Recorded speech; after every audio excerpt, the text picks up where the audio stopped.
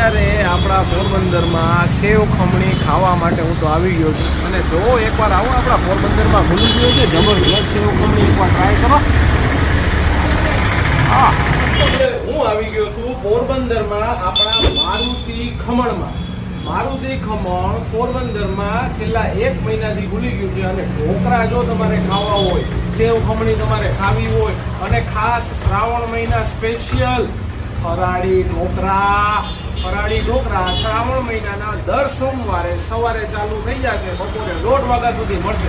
હારોહાર live steam ઢોકળાના શોખીન લોકો ખાસ ગરમા ગરમ ઢોકળા ખાવા માટે મારુતિ ખમણમાં આવી જશે. આ બધું તો ઠીક, પણ મારે તો સુરતી લોચો ખાવા માટે ક્યાંક બહાર જ જવું પડશે ને. સુરતી લોચો પણ મળે છે અહીંયા. સાદા નાયલોન ઢોકળા મળી જશે અને ગાર્લિક નાયલોન ઢોકળા પણ મળશે અને હારોહાર રસ પાત્રા તો ખરા.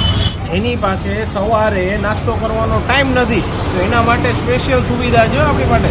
કોર્પોરેટ લોકો કે જે નોકરિયાત છે એમના માટે પાર્સલ સુવિધા. અને જો તમારા ઘરે કોઈ પણ પ્રકારનો પ્રસંગ હશે તો અહીંયાથી જે કંઈ પણ લાઈવ આઈટમ છે એનો ઓર્ડર લેવામાં આવશે.